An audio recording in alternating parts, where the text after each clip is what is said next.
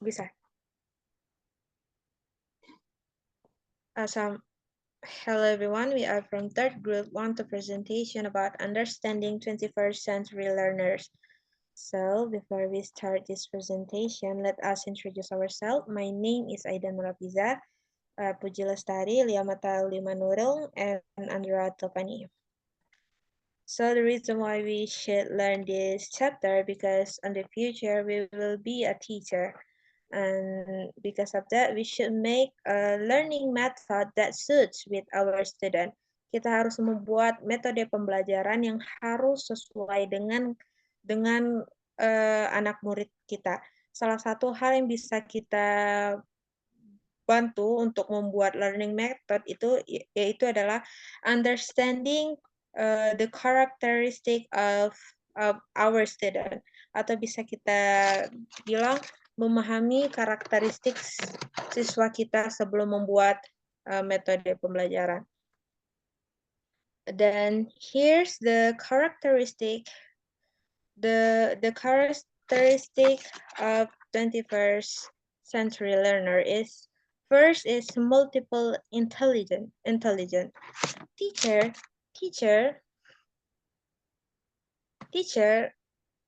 to be aware of the multiple types of student intelligence when learning lesson.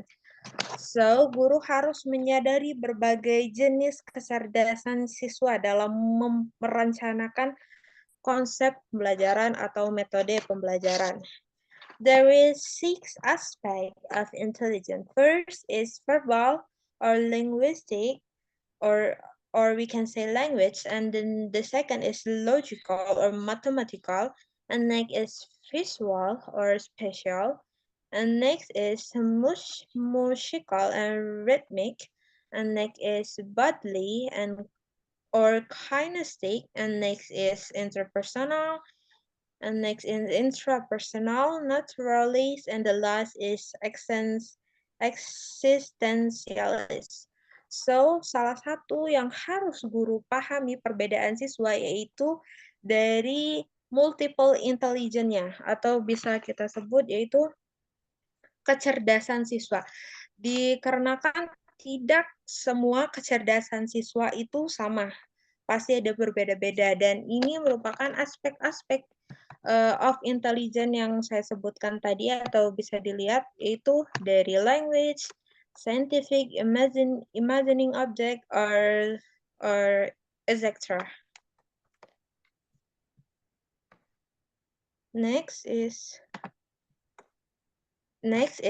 perceptual preference and strengths. Student will vary with sensory gateway, visual, auditory, tactile, and kinesthetic. So, perbedaan selanjutnya yang ada di anak murid yaitu siswa itu berbeda atau bervariasi dalam hal gerbang sensorik. Like for example, visual, pendengaran, taktik, and kinesthetic. Dan dijelaskan di buku bahwa siswa yang lambat harus lebih terlibat dalam pembelajaran, dan itu adalah salah satu hal yang bisa diterapkan guru untuk membuat atau merencanakan metode pembelajaran selanjutnya. And next is perbedaan selanjutnya yang dimiliki siswa itu information processing habits. Students vary in learning and processing information. Siswa berbeda cara mempelajari dan mengolah informasi.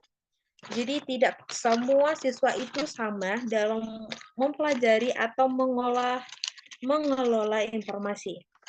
Dan ini merupakan salah satu yang harus dilihat oleh guru.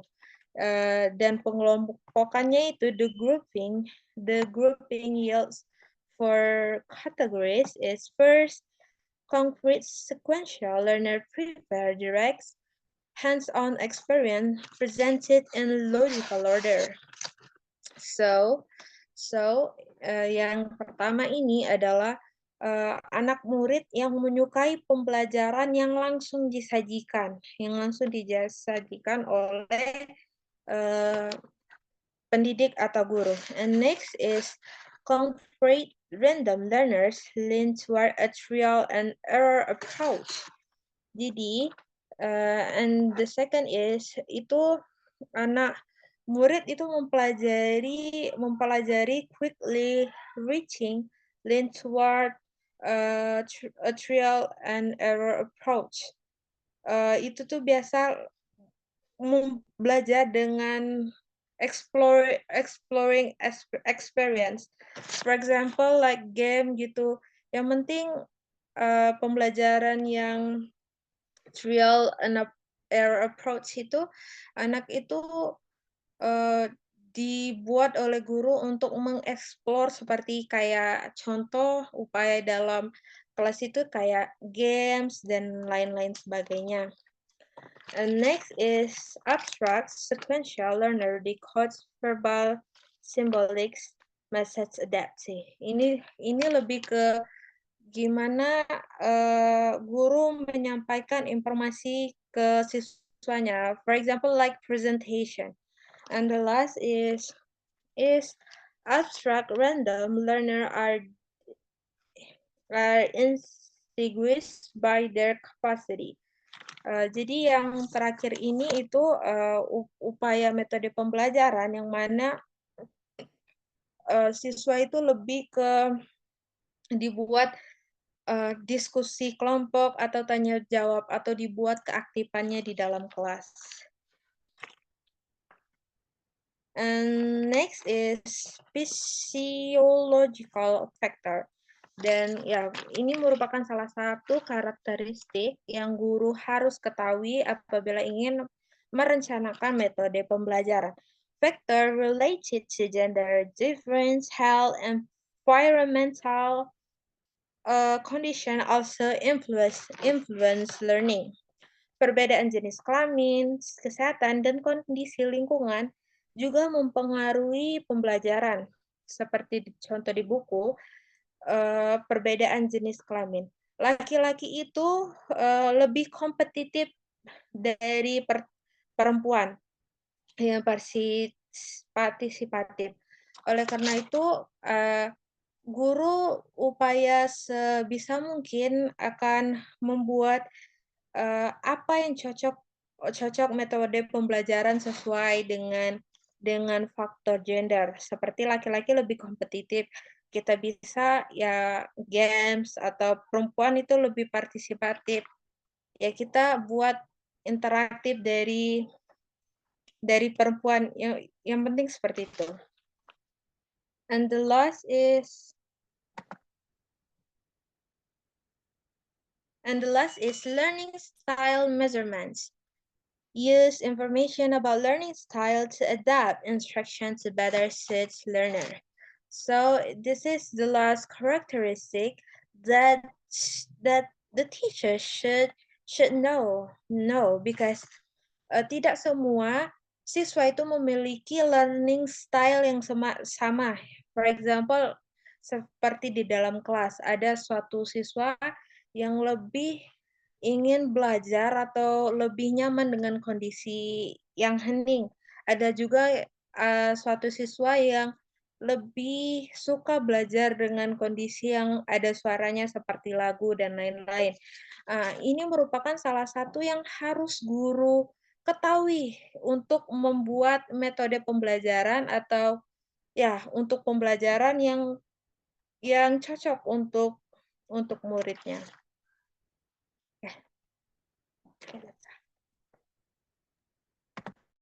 So the next is we talk about learning theories. In this material, there are 4 theories that we'll discuss today. So the first is behaviorist perspective. Behaviorist perspective is learning theories focus on how we respond to events or stimuli rather than analyzing internal factors that motivate our action. And And in behaviorist reviews, to speculate on what goes on internally when learning takes place, they rely solely on observable behaviors. As a result, they are more comfortable explaining relatively simple learning text. Because of this posture, behaviorism has limited application in teaching higher level skills. For example, behaviorists are reluctant to make inferences about how learners process information, although most would argue that in the 21st century, behavioral concepts are not necessarily applicable to the types of learners you are encountering in your classroom. You may determine that some basic knowledge or skill require a behaviorist approach to instruction. So, di behaviorist perspektif itu menolak berspekulasi mengenai apa yang terjadi di internal ketika pembelajaran berlangsung. Jadi behaviorist itu mengandalkan perilaku yang dapat diamati sehingga hasilnya learners akan lebih nyaman sehingga we are as a teacher dapat menjelaskan tugas belajar yang relatif sederhana. Karena ini postur tubuh behaviorist memiliki penerapan terbatas dalam pengajaran keterampilan tingkat yang lebih tinggi. Misalnya, para behaviorisme memiliki penerapan terbatas sehingga enggan untuk membuat kesimpulan tentang bagaimana pembelajar memproses informasi. Meskipun sebagian besar berpendapat bahwa pada abad ke-21 ini, konsep perilaku belum dapat diterapkan pada jenis perilaku, pelajar atau kita, teacher, yang sering kita temui di kelas mungkin menentukan bahwa beberapa pengetahuan atau keterampilan dasar memerlukan pendekatan behavioris dalam pengajaran. Next. The second is cognitivist perspective. And cognitivist perspective is an active style of learning that focuses on helping you learn how to maximize your brain's potential. Example, how to solve problem or discussion. And cognitive perspective, based on the work of Swiss psychologist Jan Piaget, explores the mental processes individuals use in responding individual use to their environment. That is how people think, solve problems, and make decisions. For example, behaviorists simply state the practice strengthens the response to a stimulus, and cognitivists, on the other hand, create a mental model of short-term and long-term memory. And new information is stored in short-term memory, where it is rehearsed until ready to be stored in long-term memory. Jadi, di cognitivist perspektif itu menurut seorang psikologi dari Swiss, Jean Piaget, dia mengatakan bahwa bahwa kognitivis itu mengeksplorasi proses mental yang digunakan individu dalam menanggapi lingkungan mereka, yaitu bagaimana manusia berpikir, memecahkan masalah, dan mengambil keputusan. Jadi, misalnya para penganut behavioris ini menyatakan bahwa praktik memperkuat respon terhadap suatu stimulus. Namun sebaliknya, para ahli kognitif menciptakan model mental ingatan jangka pendek dan jangka panjang. Informasi baru itu disimpan dalam memori jangka pendek, di mana di tempatnya dilatih hingga disimpan di dalam memori jangka panjang. Next.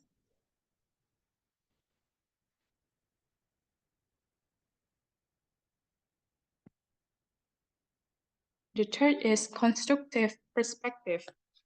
In constructive perspective, learners construct knowledge rather than just passively take in information. So,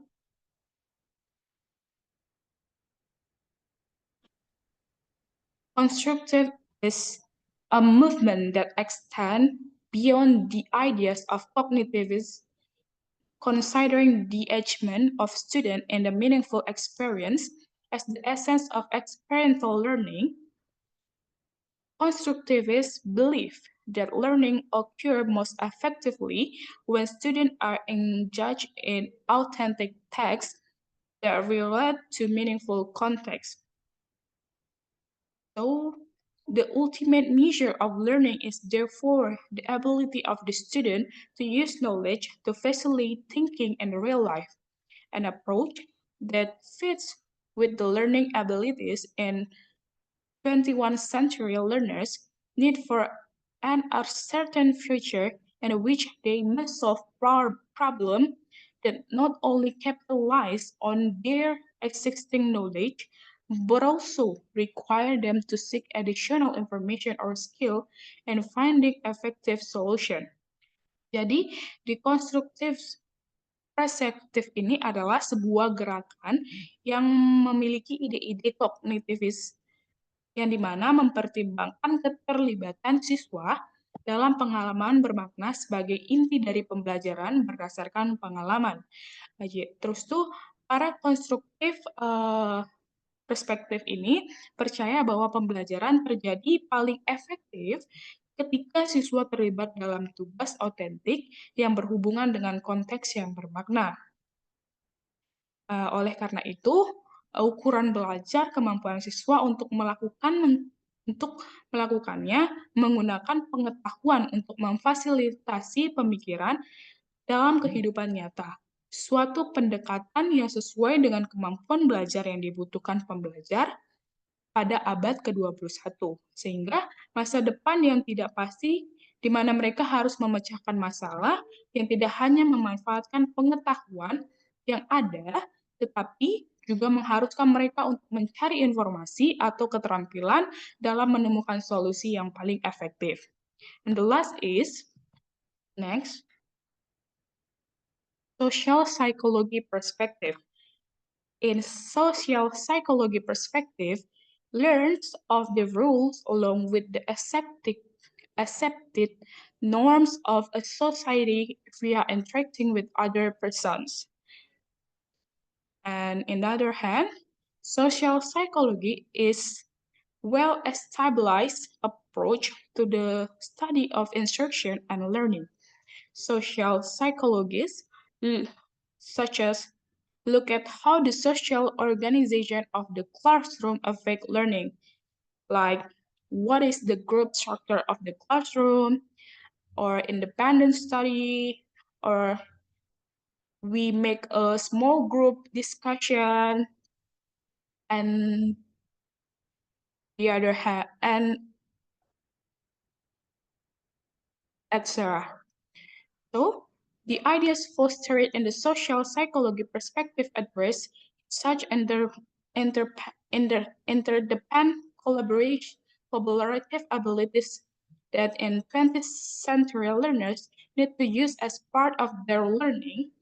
We are, as a teacher, need to develop an eclectic attitude toward the various school of learning psychology. We are not obligated to swear allegiance to particular learning theory. We use what works if we find that a particular learning situation is suited to behaviorist approach, then we should use behaviorist techniques. Jadi pada social psychology perspektif ini seorang psikologi sosial yang mengatakan bahwa ini tentang studi pengajaran di mana dilihat saat seorang learners itu belajar di kelas. Terus tuh ide-idenya ini dikembangkan dalam perspektif psikologi perspektif, yang dimana membahas kemampuan kolaboratif yang saling bergantung, sehingga pada abad ke-21 dapat memanfaatkannya sebagai bagian dari pembelajaran mereka. Jadi kesimpulannya itu, behaviorist perspective itu adalah penelitian ilmiah yang mempelajari perilaku yang dapat diamati dan tidak internal. Dan yang kedua itu, cognitivist perspective ialah menciptakan model bagaimana peserta didik dapat menerima atau memproses atau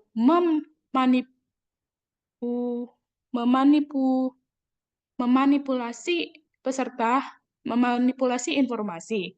Yang ketiga itu, constructive perspective ialah keterlibatan siswa dalam proses pembelajaran. Dan yang terakhir ialah social psychology perspective itu bagaimana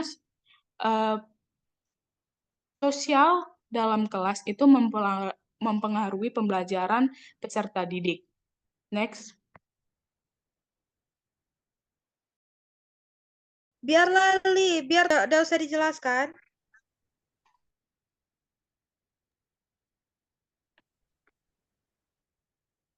Principle of effective interaction. In this concern, teachers need to consider how to use best or research-based classroom practice in way to engage learner. The following principle of effective interaction have from a variety of sources. Number one, assess prior knowledge.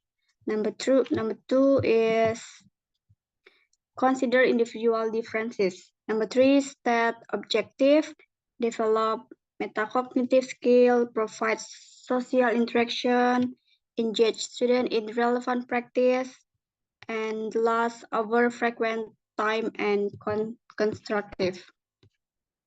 Next. Principle of effective technology utilization.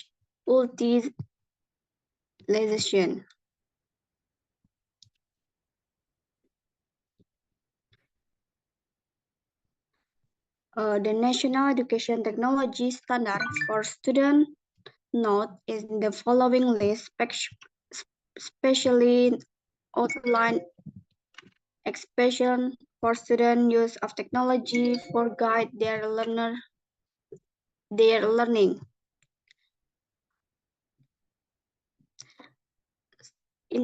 International Society for Technology in Education.